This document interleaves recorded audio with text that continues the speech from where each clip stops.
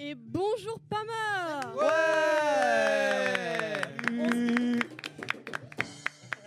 On se retrouve aujourd'hui pour cette 8e Magic Session. Alors dans l'équipe de Pama aujourd'hui, on est en compagnie de Finn, l'anglais fan de Star Wars, d'Hugo, notre amoureux des reptiles, de Thibaut, notre chanteur de Blossom, Salut. et de Nicolas, notre ingé son. Ouais. Au sommaire aujourd'hui, des interviews, des jeux, mais surtout du rock comme on l'aime. Parce qu'on accueille un groupe de folie.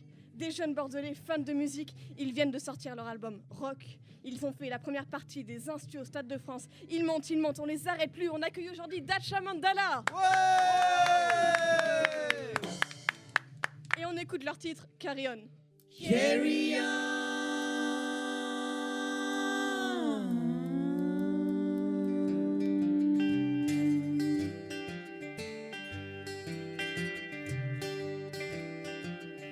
Trying to hear the silence of the void, I mean right into my heart. Trying to keep the most of my love, make the best of now. And if you really go upstream, you know what I mean.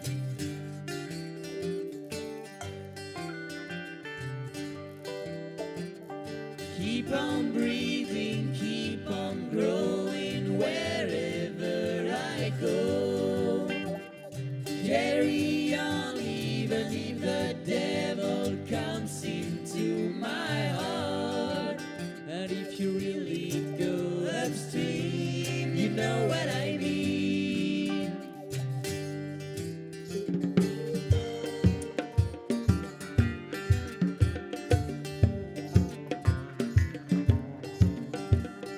Trying to hear the silence of the void, I mean with meditation. Trying to keep the most of my love in every situation. And if you really go upstream, you know what I mean. And if the moon rises on my back,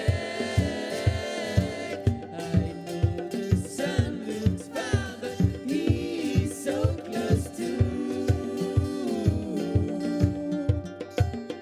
And if the sun shines on my back, I know the moon looks far, but she's so close too.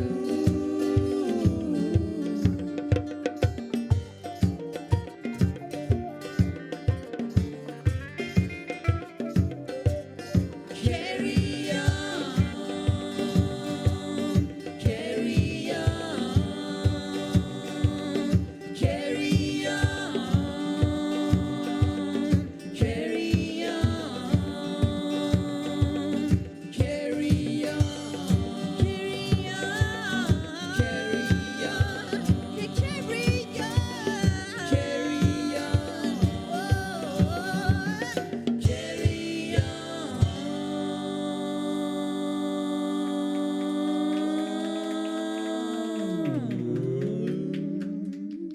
Et c'était le titre Carry On. Vous êtes bien sur Pessac Jam Radio pour cette Magic Session consacrée à Dacha Mandala. Ça va toujours les gens? Ouais. Première question sur, sur l'album Rock, du coup, que vous annoncez comme votre premier album. Mais à ce moment-là, Eden Sensuality, on en fait quoi? C'était plus, on le voit plus comme une démo en fait, parce que par rapport, on l'a fait en 2010 ou 2000, par rapport au son, tu sais, à la qualité de la production, tout ça, on le considère plus comme une démo que comme un vrai premier album. Et l'âge qu'on avait, effectivement le matos qu'on avait, enfin voilà. Les conditions aussi, c'était pas. Ouais, carrément, les conditions ici, donc du coup, analogique, complet. Oui. Pour le nouveau. Oui, pour le nouveau, Oui. pour Rock. Ouais. Total. Clive Martin. Aussi. Comment c'était en studio avec Et déjà peut-être parler de qui c'est, parce Oui. que tu le cites effectivement, comme si tout pardon. le monde le connaissait, Ouais, c'est vrai. mais du coup Clive Martin c'est un ingénieur du son anglais qui a fait ses premières armes en studio avec Queen sur l'album A Kind of Magic, qui a aussi après bossé avec les Cure, Midnight Oil, Skunk Anansis, beaucoup de... Superbus aussi. Aussi, Ouais. absolument, Les t'as bien Gaz fait tes vertes. recherches, ouais, Les c'est Gaz vrai. vertes. Krasolta aussi. Et c'est justement en entendant le son qu'il arrivait à sortir du studio Berduquet avec le groupe Krasolta, donc un groupe de rock, qu'on s'est dit, ah ouais, c'est ça qu'on veut. On veut bosser en analogique, on veut avoir ce son-là et on veut bosser avec Clive Martin, donc cet ingénieur du son anglais incroyable. Et pourquoi ce choix de vouloir enregistrer en analogique ? Comme disait Nico, en fait, on est tombé sur les enregistrements qu'il faisait à Berduquet, Krasolta, et ça nous a vachement plu, en fait. Dans le sens où, avant, on avait enregistré en numérique, comme la plupart, comme on fait d'habitude, quoi. On a vraiment vu une différence assez flagrante, en fait, au niveau de la qualité du son, de la chaleur et tout ça. Puis ça nous correspondait bien aussi, Oui, vu qu'on enregistre en live, donc guitare, basse, batterie ensemble. Le fait d'avoir cette présence avec les bandes, la chaleur, la puissance, ça va bien avec notre style rock. Ça ressemble à quoi d'ailleurs un enregistrement analogique ? C'est super. C'est sans écran déjà. Ouais, Dans le y a pas studio, il n'y a d'écran. pas d'écran, c'est tout à l'oreille. Ouais. Et chaque étape du mix et de l'enregistrement prend plus de temps parce que déjà c'est à l'oreille, donc pour se repérer, tu dois toujours réécouter chaque partie. Et puis si tu veux changer quelque chose dans la structure, il faut couper à la lame de rasoir directement la bande. Comme l'édition, tu sais, en numérique, sur Pro Tools, tu coupes une partie et tu la vires. Et bien là, en fait, tu fais la même chose, mais avec un... C'est pas avec des Vraiment la clics de bande. souris. Voilà, ça prend plus de temps et il faut un savoir-faire véritable. Combien de quoi. temps du coup l'enregistrement de l'album ? 10 jours pour les 10 morceaux qu'on a enregistrés et une semaine de mix derrière. 10 jours de prise, 7 jours de mix. Et c'était bande illimitée ou il y avait une Non, contrainte, non. C'est ça, il y avait le stress. Il y a que vraiment, deux bobines en fait de 90 minutes. Et donc tu es obligé de faire 3 prises par morceau au maximum. Et après, il faut les choisir. Donc tu en enlèves une. Et il faut surtout être sûr de quand on enlève une que tu vas soit faire mieux, soit vraiment tu es sûr que tu la veux plus. Parce que une fois que tu as enregistré par-dessus, c'est fini de toute la planète de la vie, quoi. Ouais, elle a disparu quoi. Tu peux pas la retrouver. Et On va ensuite, faire ça Pomme a Z. un lien avec le fait que ça soit posé ensuite en vinyle.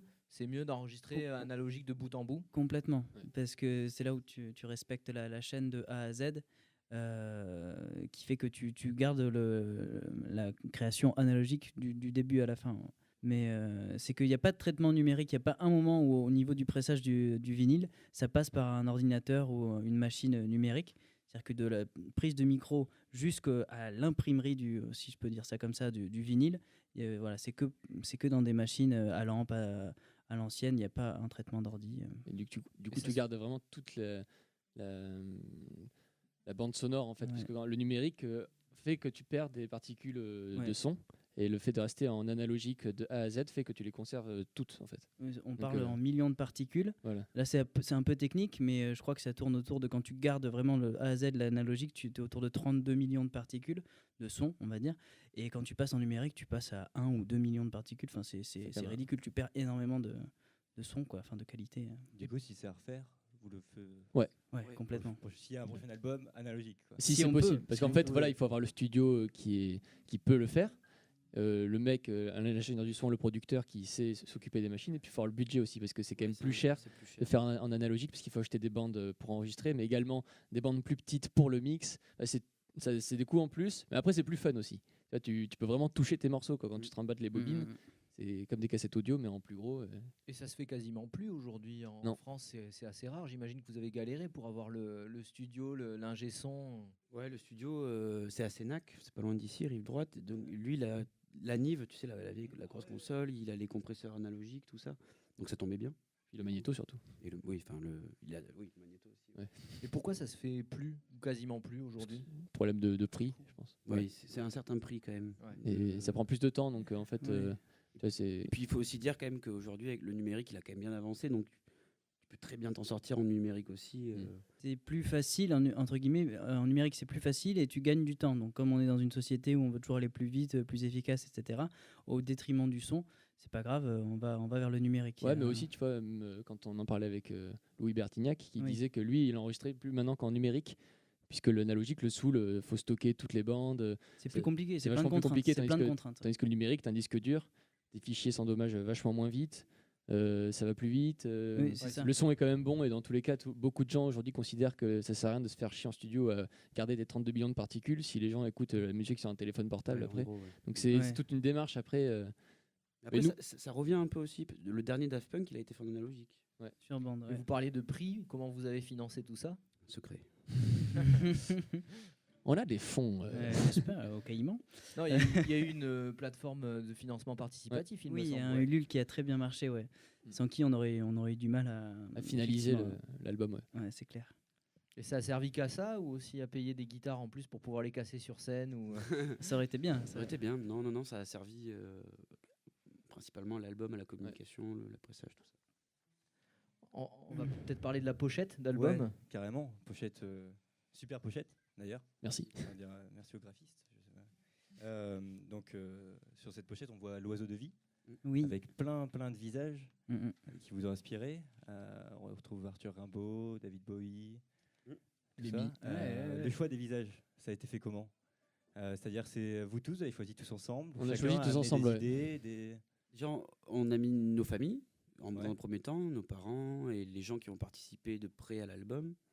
Donc ça faisait quand même pas mal de monde déjà. Ouais. Et ensuite, on s'est mis d'accord sur tu sais, les personnes un peu célèbres qui nous ont inspirés, entre guillemets. Certains ont été refusés ou pas du tout? Par manque de place, oui. Il y en avait d'autres qu'on aurait voulu mettre, mais il n'y avait pas assez de plumes dans l'oiseau, pas assez de place.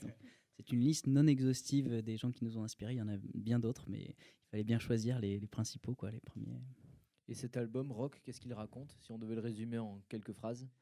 L'éveil de la conscience, se connaître soi-même et traverser toutes les périodes et les difficultés de la vie vers la joie, la connaissance de soi, la réalisation personnelle, tout ça. C'est un côté autobiographique? Complètement. Oui, il y en a, il y a des morceaux. Il y a aussi des morceaux qui parlent de là où en est le groupe. Je pense à Uncommon Travel qu'on va vous jouer juste après. J'espère que je nique pas la transition. Mais où justement, c'était une période où on trouvait qu'on n'avait pas assez de concerts. Et du coup, on avait la rage au ventre. On voulait jouer. Et donc, on a écrit ce morceau qui dit je veux aller sur la route. On veut jouer tout autour du monde et ne plus rester américain. C'est l'occasion de nous le faire écouter. Parfait.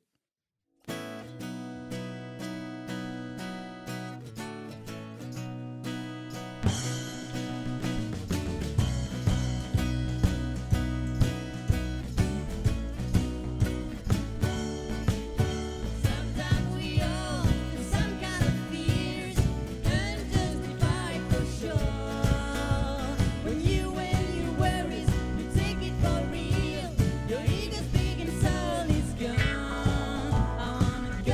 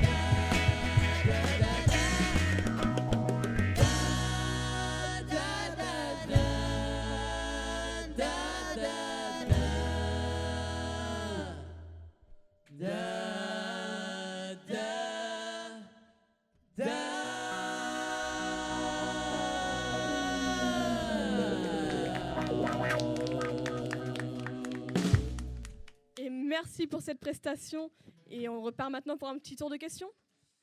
Oui, pourquoi pas s'intéresser aux musiciens avec les tournées, avec ce changement de rythme aussi, parce que vous avez pris un peu d'ampleur. Ça a changé quelque chose dans votre façon de penser, dans votre vie? Ça fait du bien, ça donne confiance en soi, en ce en quoi on a toujours cru, en nous-mêmes. Enfin, on fait vraiment ce qu'on aime au plus profond, donc ça fait un bien fou. Ouais. Vous y aviez vraiment toujours cru? Oui. Ouais. Enfin, oui, disons que c'est pas qu'on y croyait ou pas, c'est juste qu'on avait envie de le faire et on s'est donné les moyens d'y arriver en travaillant et voilà. En s'amusant beaucoup aussi. Ouais. C'est quoi vos influences? On a tous les trois des influences en commun, forcément. Ouais. Les années 70. Ok.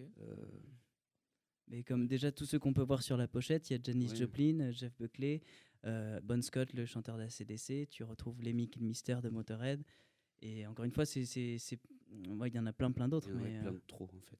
Il y en aurait beaucoup, mais c'est vrai que je te vois avec une question. Oui, par rapport à toutes ces personnes, justement, est-ce que vous avez fait des clins d'yeux à des groupes ou des musiques dans vos chansons? Des clins d'yeux? Des clins d'yeux, pourquoi pas est-ce qu'il y en a? Si, le morceau, ils sont pas sur la pochette, mais Loot, le dernier morceau de l'album, si tu lis à l'envers, ça fait Tool. Je sais pas si vous connaissez du coup, le groupe. C'est un riff qui nous a. Et du coup, on n'a pas fait exprès, mais loot, ça veut dire pillage. Voilà. Donc, et ça collait parfaitement avec les paroles, donc c'était une super coïncidence. À la base, c'était un clin d'œil pour le groupe Tool. Et avant ce premier album, vous avez fait des EP. Est-ce que vous pouvez nous expliquer quels sont les avantages et les inconvénients par rapport à l'album ou la fonction, du moins? Alors du coup, je vais enchaîner tous parce qu'il y a un autre clin d'œil. En même temps, ça parle des EP. Justement, quand on a sorti le 45 tours en septembre 2016, on l'a appelé Anahata, qui est un titre qu'on retrouve sur l'album, alors que sur le 45 tours intitulé Anahata, on ne retrouve pas le morceau en question. Et ça, on a piqué l'idée, entre guillemets, à Queen, qui avait sorti Sheer Heart Attack. C'était un album où... Ouais, c'est l'album, ouais. Il n'y a pas Sheer Heart Attack dessus, mais sur le disque d'après, tu as un morceau qui s'appelle Sheer Heart Attack. Enfin, voilà, du coup, c'était aussi un clin d'œil à Queen en faisant ça comme ça. Et donc, la différence entre les EP, etc. Il y a donc la première démo elle est sortie en 2011, le 9 titres, puis 5 titres en 2014. Voilà, ensuite 2016 le 45 tours qui était tiré de l'album et qu'on a sorti le 10 novembre. Et ta question, c'était la différence entre les deux. Pourquoi l'un, pourquoi l'autre? Pourquoi pas faire un album au lieu d'un EP, ce genre de choses? Ouais, est-ce qu'il y a une fonction différente? Est-ce que l'EP est plus destiné à se faire connaître et l'album à vendre? Ou est-ce que finalement c'est juste une question de longueur? L'album, j'ai l'impression que ça fige dans une période vraiment c'est un peu l'accomplissement de beaucoup de travail plus qu'un EP qui peut être davantage spontané, j'ai l'impression. Et nous, cet album, pour nous, c'est vraiment les 5 ou 6 dernières années qu'on vient de passer, en fait, et des morceaux qu'on joue depuis longtemps, qu'on n'a pas forcément eu l'occasion d'enregistrer avant, et on a enfin pu le faire avec l'album. Donc pour nous, c'est très symbolique, en fait, cet album. Et les EP, c'est... Ouais, comme tu dis, davantage pour faire de l'actualité un peu. C'est presque un hors-d'œuvre avant un repas bien complet, quoi. Il y a des morceaux aussi qui correspondent plus à un EP, qui peuvent être bien sur un EP, tu sais, avec un thème précis, par exemple, tu vois. Mais par exemple, là, en ce moment, on a pas mal de morceaux très blues, typés vraiment très blues roots. Et on se dit, tiens, pourquoi pas faire un EP typé vraiment blues 100%, quoi. Faire des EP à thème, quoi. Ça peut être le... Alors que si tu fais un album entier, vu qu'on a ce truc-là de vouloir faire, enfin de créer des morceaux toujours assez différents les uns des autres. Et du coup, on pourra pas faire un album entier que blues ou un album entier que folk ou que machin. Mais les EP, c'est là où on peut se permettre de partir là-dedans, de faire des trucs à thème. Du coup, assez typé. Dans rock, on retrouve pas mal d'instruments, divers instruments. Une sitar, une flûte. Alors la flûte, on l'avait mise dans le live. Comme tu sais qu'il y avait une flûte. Vous êtes arrangeur de tout ça? Qui a arrangé du coup pour tous ces instruments? Un peu tout le monde. Pour les, je pense au morceau Smiling Man, où là on avait vraiment écrit à 3 ce morceau en acoustique. Et on a fait appel à des amis, donc à Thérèse Labrousse, à Quentin Gendreau et à François Boiry, qui ont arrangé, qui ont fait des parties de cordes pour ce morceau, pour l'arranger tout simplement. Smiling Man, il y avait celui-là, et par exemple la fin de l'août qui est en acoustique, pareil, et Quentin Gendreau qui a posé son violoncelle. Ou sur Misery aussi. Également sur Misery. Mais globalement, après, tous les arrangements voix et même les secondes guitares. Comment ça se passe pendant vos répétitions? Est-ce que vous arrivez déjà avec des morceaux déjà préconçus, au moins un squelette, ou est-ce que vous composez tous ensemble en répétition? Les deux sont possibles, oui. Ça arrive que Nico ou moi, on arrive on répète avec une idée précise, et puis ensuite à 3 on l'ajuste. Là, c'est un bon exemple, par exemple avec Carrion, qui est un morceau que Nico a écrit, et qui a composé les paroles, toute la structure. Et Uncommon Travel, on l'a vraiment fait à 3, où chacun a fait sa partie. Et les paroles, elles viennent après ou elles viennent en même temps? En même temps, c'est souvent du yaourt, avec peut-être des fois des phrases qui vont rester. Parce que ça colle toujours, la rythmique du morceau va coller avec certains mots, un certain phrasé. Mais généralement, ça vient toujours après. Et c'est la couleur musicale du morceau qui va donner souvent le thème. Tiens, de quoi est-ce que ce morceau pourrait parler, quoi? Et selon la teneur en positivité, ou enfin, ça peut être tout un tas d'émotions, le texte va venir assez naturellement, le thème du morceau. Alors du coup, vous faites ces morceaux sur scène, donc c'est bon. Vous êtes sur scène, vous venez de descendre de scène, vous avez fait 1 heure de concert, vous êtes transpirant, vous êtes essoufflé, vous êtes fatigué, les lumières s'éteignent, vous étiez à fond. Qu'est-ce qui se passe? On va signer des CD. D'abord, il faut vite plier le matos sur scène. Sauf si tu joues en dernier, là c'est cool, parce que du coup tu peux le faire un peu plus tard. Mais généralement, il faut vite speeder pour enlever le matos sur scène. Et allez, on va au stand merch. On va au stand pour parler aux gens, échanger, tout ça. Et puis souvent 1 demi-heure après, il y a une baisse d'adrénaline, et là c'est le vide. Et là, ça commence à être un peu le vide. Et il y a la fin qui arrive aussi, parce que souvent, de plus en plus, on mange après les concerts, donc on mange pas avant. Et une fois que tu as fini, que tu as la baisse d'adrénaline qui arrive, d'un coup, j'ai faim. Il est où le repas? Mais ouais. Alors les gars, maintenant vous êtes quand même célèbres. Alors vous enchaînez les interviews, donc du coup maintenant on va pas faire une interview, on vous propose un petit jeu préparé par Hugo. Ok, alors les têtes chats, je vous ai préparé un petit jeu.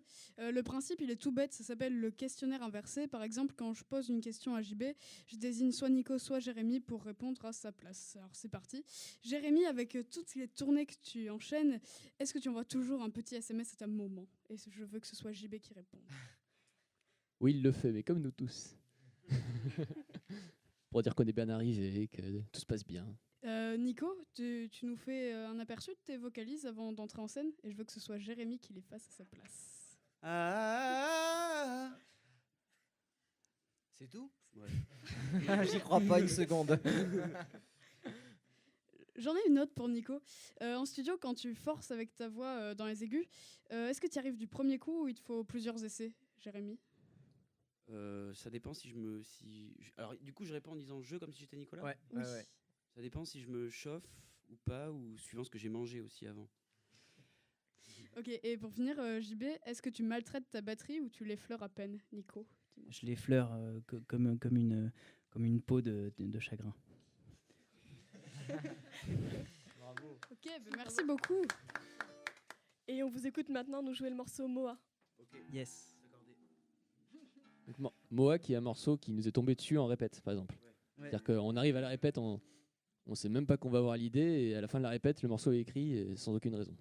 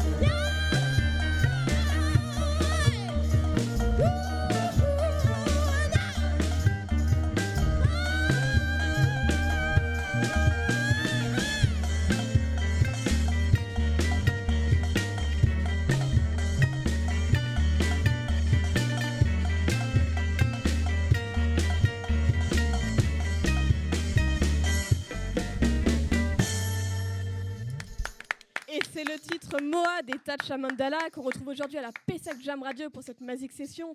Merci. Alors on va maintenant vous poser quelques questions sur la scène. Vous avez fait pas mal de premières parties assez élogieuses. Comment vous l'avez ressenti et surtout comment on en arrive à faire des premières parties comme ça? Par les rencontres. Non, parce qu'en fait, on joue beaucoup depuis un petit moment. Là, on joue un peu moins qu'avant, mais on était à 100 dates par an. Et je pense qu'à force de jouer, des gens qui te voient, des programmateurs, des gens qui organisent des concerts. Et à force, voilà, on a réussi, je pense, à se faire un peu repérer et avoir des bonnes premières parties. Et on joue en première partie comme on joue en deuxième partie? Il faut se donner, je sais pas, peut-être un peu plus, en se disant que tu ouvres la soirée, les gens ils sont pas là pour toi de base, donc il faut peut-être redoubler d'efforts, peut-être un peu plus. Mais c'est vrai que de base, on fait chaque concert comme pouvant être le dernier. Du coup, quelque part, c'est un peu la même chose en premier ou en deuxième. Mais c'est vrai que en premier, tu arrives un peu sur le billard, quoi. Tout le monde, personne t'attend au tournant, donc ça passe ou ça casse. Et effectivement, des fois, ça passe grave, c'est super. Et quand ça casse, par contre, quand les gens veulent vraiment pas te voir, mais veulent voir le groupe d'après, des fois, ça, faut serrer les coudes, quoi. On sent la haine dans toute la salle. De- Pas la haine, mais moins fort. Comment ça? Genre, cassez-vous de scène, on va voir les gens après. C'est pas vraiment Alors ça. ils disent pas genre cassez-vous, mais par contre Oui, ils peuvent, ils le pensent. ils peuvent, Ils peuvent être ou alors froids, ils peuvent, ils peuvent être froids, plus. et puis citer le nom du groupe d'après, du style les insus, par exemple. Alors que t'es en train de jouer. Quelle est votre relation avec le public? Comment vous vivez ce genre de concert du coup? Lesquels? Les premières parties ou Ah bah tous. Quand les premières parties, ou est-ce que vous parlez quand même au public? Bah oui, forcément. Oui, on essaye de rester nous-mêmes et de malgré tout s'éclater quand même. Quoi qu'il arrive, ouais, quoi qu'il arrive, et après, voilà. Mais vous êtes genre en transe et vous êtes dans votre monde sans faire forcément attention au public, où il y a vraiment une interaction permanente? une avec réelle le public? interaction. Ouais. Ouais. C'est primordial même cette interaction. Et souvent les meilleurs concerts sont ceux où il y a un vrai échange entre les gens qui t'écoutent et toi quand tu joues. Et en même temps, c'est un peu les deux en même temps de ce que tu viens de dire, c'est-à-dire que même si ça répond pas du tout en face, quoi qu'il arrive, nous on sera toujours dans une osmose tous les trois et musicale, quoi. Et la base d'un bon concert, c'est avant tout ça, quoi. Et on se met toujours on arrive toujours à se mettre dans des états de communion musicale et énergique ensemble, quoi. Et à partir de là, souvent c'est ça qui va faire que ça prend ou pas en face. Et le but, c'est qu'en fait, ça fasse plus qu'un tout, quoi, entre le public et nous, que ça fasse que la salle soit un, quoi. Et ça, c'est les meilleurs Même des concerts. fois, le public est mou. Donc on se dit, on saoule les gens, bon, on va quand même essayer on se donne quand même à fond. Et en fait, les gens apprécient vraiment le concert, mais l'écoutent et le regardent. Même s'ils sautent pas partout, c'est pas parce que les gens ne sautent pas partout qu'ils n'apprécient pas. Enfin, souvent, quand ils n'apprécient pas, ils s'en vont plutôt. Et moi, c'est plus mon repère maintenant. Quand les gens restent, je me dis, bon, ça veut dire qu'on les saoule pas trop. Ils écoutent, quoi. Des fois, ils sont plus attentifs qu'envie de bouger, mais c'est leur façon d'apprécier et c'est bien aussi. Lors de mes petites recherches, j'ai pu voir que justement vous commencez à un état de transe par un petit rituel, tous les trois, en chantant Fat Bottom Girl de Queen. Oui, des fois c'est celui-ci. Ça change, des fois c'est pas toujours C'est pas le toujours même, le même. mais ça a été celui-là pendant un moment et c'est encore celui-là de temps en temps. Et ça vient d'où? Pourquoi ce morceau? Et à quel moment on se dit, les gars, on se tient par les épaules et puis on commence à chanter un morceau qu'on aime bien, quoi. En fait, on a commencé à le faire justement en acoustique. On faisait des concerts pas mal en acoustique pendant une période. Et c'est un morceau qu'on a repris dans notre set. Et vu que ça défonce tout, on s'est dit. Il est bien pour s'échauffer la voix. Pour s'échauffer la voix, il est bien. Ouais. On se met bien dedans direct et ça nous fait travailler les voix juste avant. Plaisant à faire en plus. Ouais, c'est clair. Les bons morceaux, c'est chouette à chanter. Alors, est-ce que sur scène, vous jouez des personnages ou vous êtes réellement vous-même? C'est une bonne question, ça. Je pense qu'on C'est est un peu plus nous-mêmes réellement à l'extrême, nous-mêmes. quoi. On est nous-mêmes, mais à l'extrême, ouais. Enfin, à l'extrême. T'as plus besoin de masque en fait quand t'es sur scène, tu vois. C'est ça qui est agréable en fait. Tu peux faire des grimaces ou pleurer ou rigoler. C'est pareil en fait. Ouais. Tu peux laisser toutes les émotions sont décuplées et en même temps tu peux laisser tout sortir, quoi. C'est un réel exutoire, quoi. Et c'est ça que les gens aussi apprécient, je crois, sur scène, c'est quand les artistes lâchent absolument tout, quoi, et se laissent aller dans la musique. Et en parlant de tout lâcher, est-ce qu'avec l'adrénaline de la scène, ça peut vous pousser à faire des trucs que vous faites pas en temps normal et que vous pourriez regretter après? Oui. Et si oui, un Souvent. exemple. Oui, mais regretter jamais, je crois pas. Non. Mais toujours, oui, faire des trucs. Un exemple? Il y en a eu plein. Il y en a eu plein. Il Il y a des fois où on le fait plus maintenant, mais on se rentrait dedans. Ouais, parce qu'on a perdu, je crois, trop à force. Ouais. Ça. Comme les taureaux, tu sais, on se. où on se frotte les entrejambes avec nos manches de guitare, on se roule sous les tapis, on fait Jérémy fait le piqué souvent. à la fin. des figures. C'est une figure de yoga pas donnée à tout le monde. Hein, Et ouais. Et vous vous placez comment sur scène? Un peu comme là. Ouais, exactement comme Il y a ça. une façon particulière ou... C'est-à-dire par rapport à quand tu nous regardes, on est toujours dans ce même ordre-là, sauf qu'on tourne un peu plus le dos à JB. Jérémy, depuis le public, Jérémy est à gauche, Nicolas est à droite, et moi Jean-Baptiste, je suis au milieu à la batterie. On essaye de faire en sorte que JB soit toujours le plus proche possible de nous, parce qu'on aime bien le sentir. Savoir s'il transpire ou pas, si je veux dire. Parce que ça, c'est une erreur au début quand on commence quand on commence un groupe et qu'on se met à jouer, à faire des concerts. Souvent, les musiciens ont tendance à s'éparpiller. Si la scène est grande, ils vont se dire tiens, on va se mettre très loin. Et en fait, pas du tout l'habitude. Voilà, il faut surtout pas faire ça. Il faut rester groupé. Et comme quand tu as un local de répète, parce que c'est là où tu as tes habitudes de jeu, de son. Et si tu es trop espacé, tu n'entends plus tes copains, donc tu es moins à l'aise sur scène et tu fais un moins bon concert. Ouais. Pour la release party, le concert du Krakat, du coup, ce que j'ai cru comprendre, il y avait plus de monde sur scène avec vous. Ouais. Ah oui, complètement. C'était un gros concert. Ouais. Donc j'ai plusieurs questions. Déjà, est-ce qu'on pourra un jour revoir un concert comme ça de Dacha en vidéo? En vidéo uniquement? Non, peut-être. Il y aura le DVD. Non, mais... A priori, on va sortir quelques vidéos de cette soirée.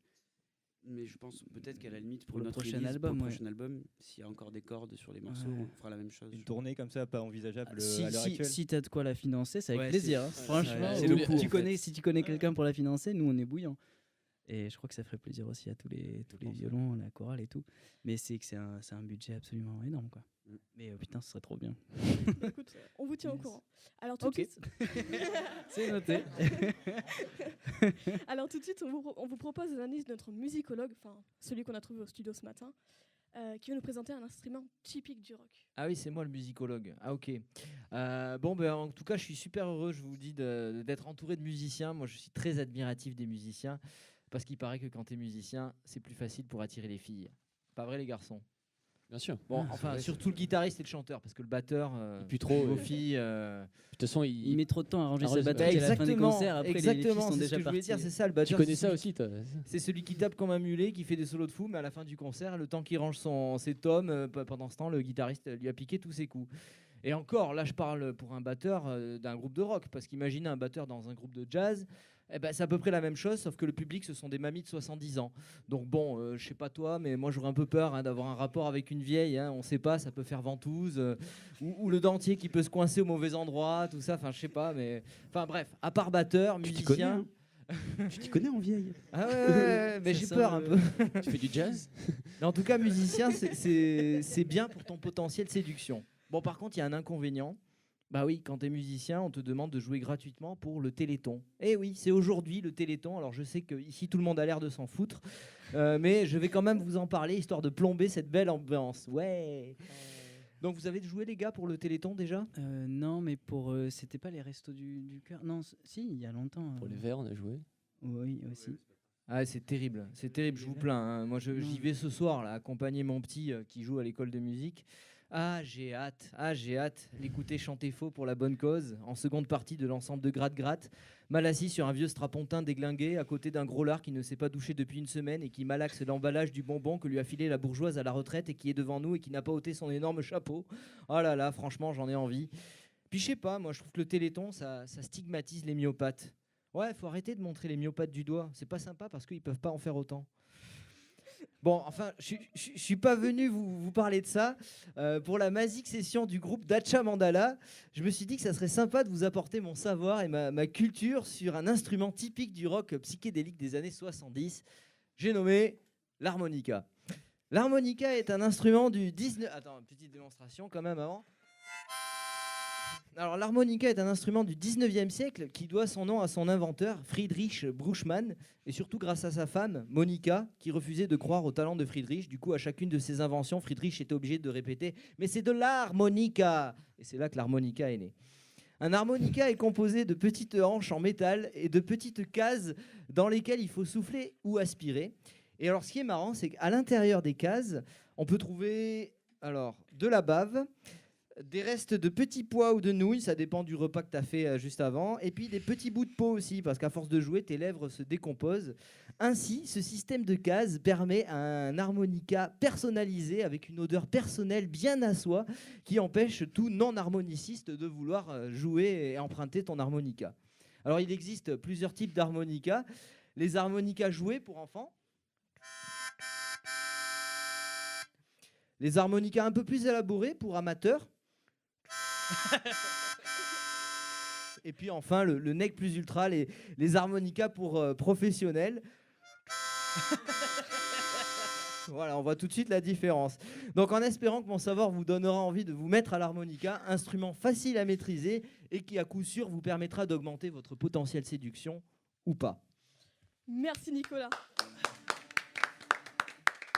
On n'a jamais vu un aussi bon vendeur. Et tout de suite, on vous écoute avec le son Human Free.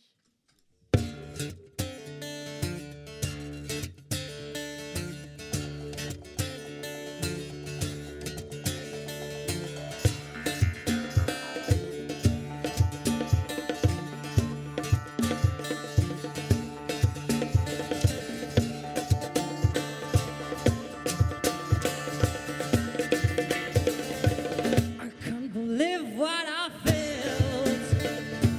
Was it a dream? Was it a dream?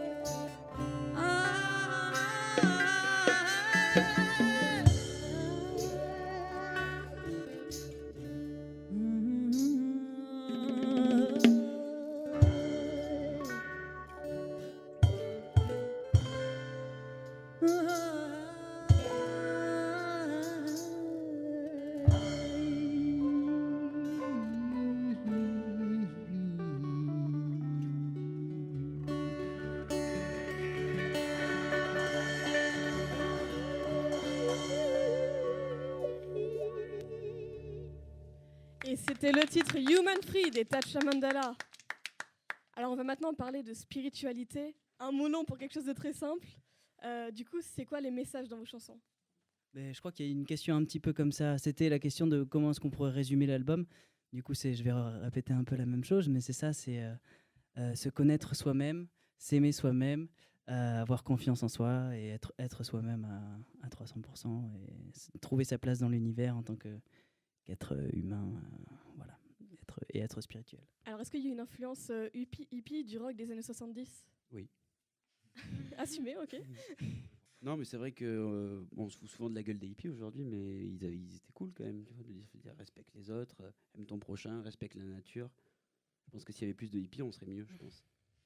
Et cette démarche-là d'éveil de la conscience, c'est venu spontanément entre vous? Il y a un déclic, il y a un élément dans votre vie qui a fait que vous êtes intéressé à ça et vous avez eu envie de le transmettre? C'est vrai qu'au lycée, avec Jérém, et puis JB nous a rejoint très vite en suivant, on a énormément échangé sur les cultures orientales, le bouddhisme, le zen, le taoïsme et la philosophie en général. C'est vrai qu'on se retrouvait particulièrement à ce moment-là dans les philosophies d'Orient, parce qu'on a l'impression qu'ils poussaient la chose encore plus loin, entre guillemets, depuis plus longtemps. Mais de philosophie en général, quoi. Et du coup, ça a toujours été un sujet... moteur, souche, voilà, important quoi. Et donc de quête personnelle aussi quoi, forcément.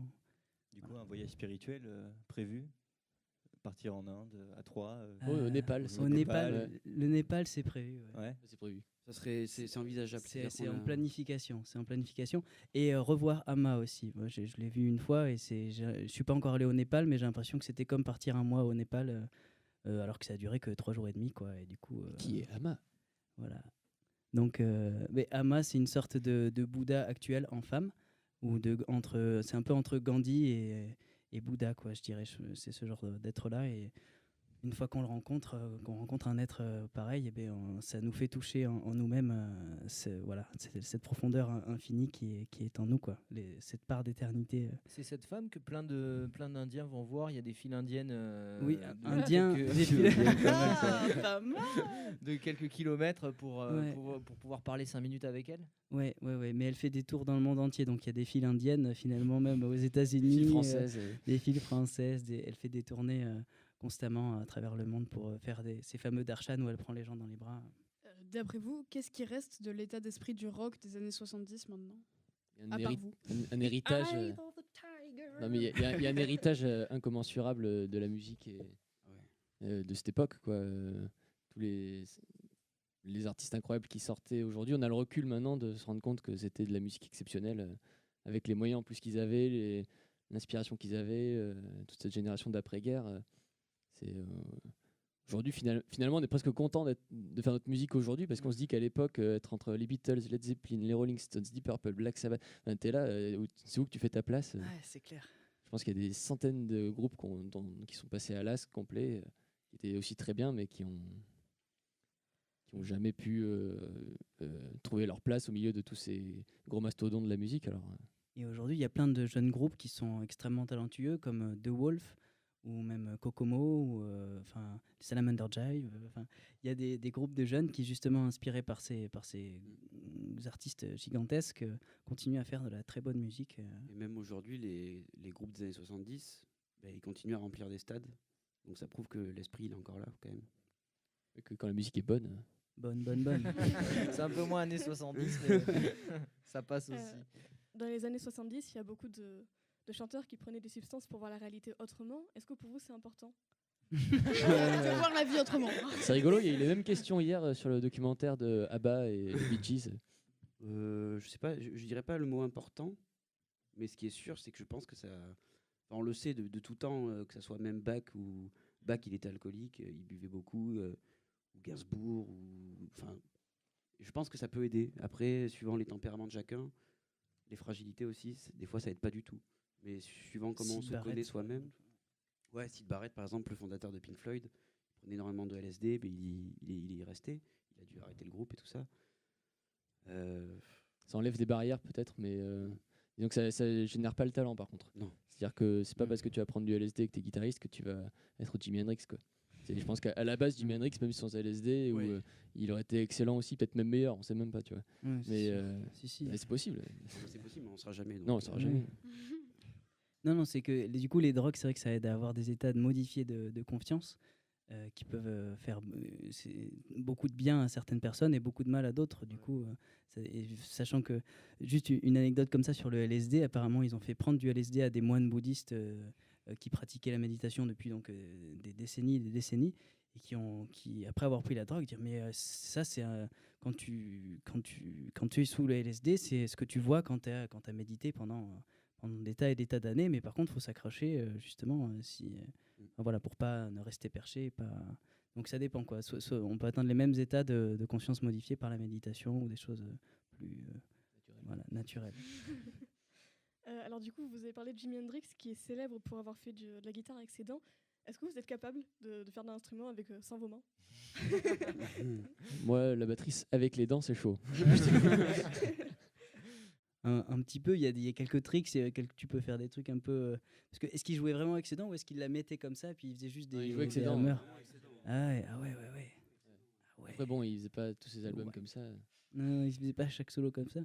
Mais donc les mains sont pratiques quand même. Ouais, ça marche quoi. Et vous, non, il n'y a pas d'autres parties du corps dont vous servez pour... Tu peux faire les dents, machin, mais qu'est-ce que...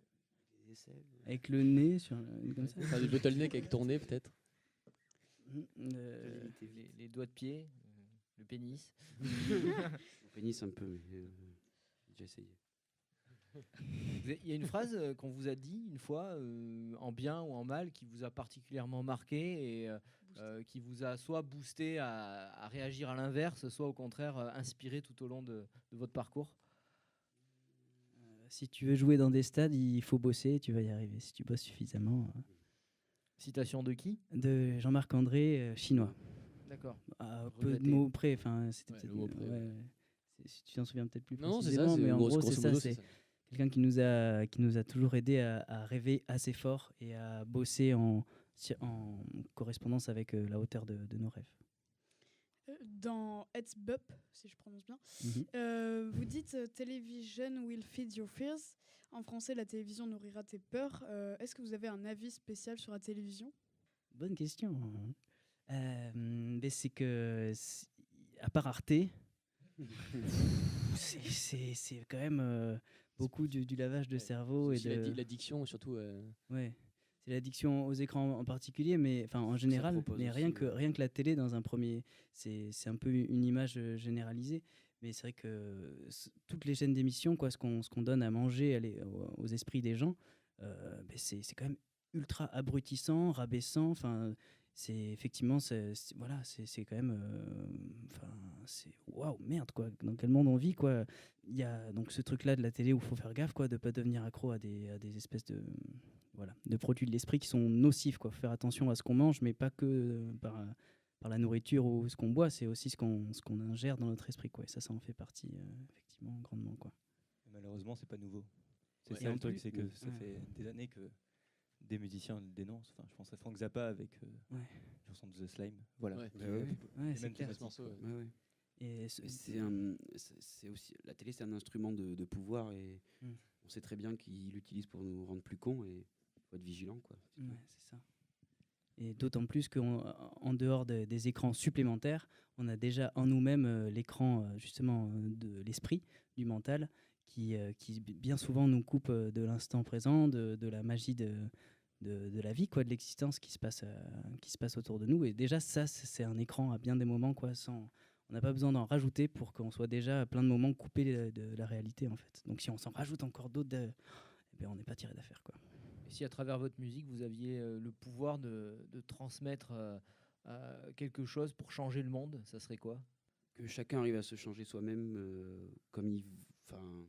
pour qu'il participe au mieux au monde. Je sais pas comment trop expliquer. C'est ça. La part du colibri, quoi, un peu. Ouais, c'est ça. Ouais, le message c'est à chacun d'aller au fond de soi-même pour se changer. Et il faut pas attendre que le monde il change pour que. Et ça passe par s'aimer soi-même, donc se connaître soi-même, tout ça, parce que. Donc il suffit d'acheter l'album et. Album qu'on peut retrouver du coup? Absolument partout en France et sur internet, donc dans toutes les Fnac, Cultura, Disquaire, partout en France, et ou à la fin de nos concerts ou commandables sur internet. d'iTunes, de Spotify, tout ça quoi. Et en vinyle. Et en vinyle aussi. Surtout en vinyle. Ah ouais, là, si vous voulez en profiter au maximum, c'est comme ça qu'il faut l'écouter. Donc maintenant, j'ai quelques questions plutôt pour vous. N'importe qui peut répondre, à condition que ce soit rapide. Plutôt thé ou café? Café. Thé. Plutôt blonde, brune ou rousse? Les trois. Toutes. Les trois. Cheveux bouclés. On parle de bière, hein. Ah ouais. Cheveux bouclés. Parle de quoi, toi? Peu importe.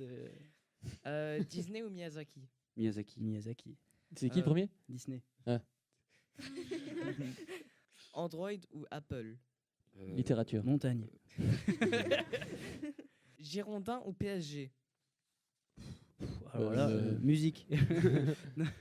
Alors, chocolatine ou pain au chocolat? Chocolatine. Chocolatine, Ok. attends. J'allais vous faire un avertissement, mais il n'y a pas besoin. Non. James Bond ou Indiana Jones?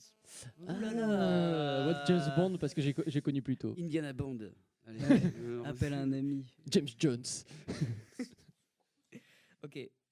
Plutôt musique anglo ou francophone? Anglo. Marvel ou DC? Hein Pardon Marvel ou DC? Ah. Marvel, je dirais. Moi. Ouais. Disney. Ok. Télé, radio ou internet? On sera pas vexé, promis. T'as dit quoi? Internet. Non, Internet aussi. Oui, c'est que c'est quand même vachement plus indépendant sur Internet. Plutôt l'Empire ou la Rébellion? Rébellion en direct. Attends. Et dernière question, plutôt raclette ou fondue? Raclette, ouais. Ouh, on a fondu quand même là. Non, raclette, c'est sur les patates avec Ouais. le fromage. Ouais. Ok, super. Maintenant, c'est tout sur vous. Merci. Alors merci pour être venu. Est-ce que vous voulez nous partager un dernier morceau avant de nous quitter? Ma foi. Avec plaisir. Non. Je peux même tenter de vous accompagner à l'harmonica. Mais ça peut être casse-gueule.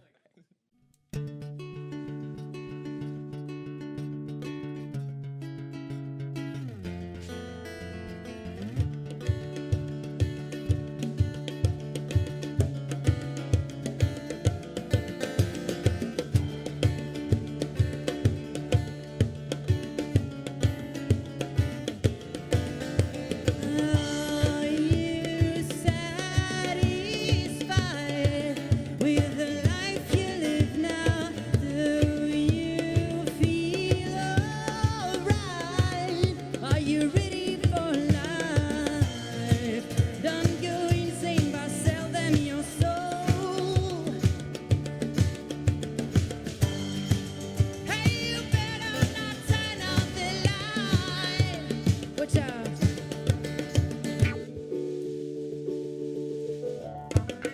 Life is made of love, but keep your foundation clear. Television will feed your fears. Mom and dad teach you how to walk. Now you're old. Go compose your own life. On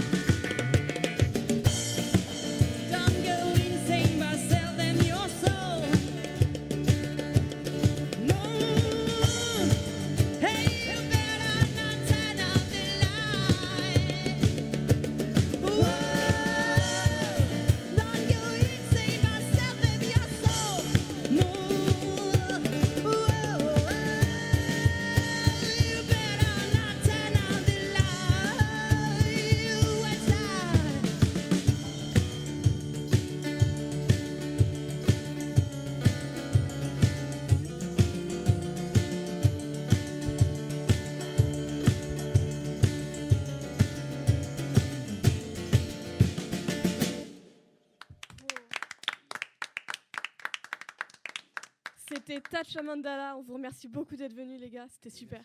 Merci à vous.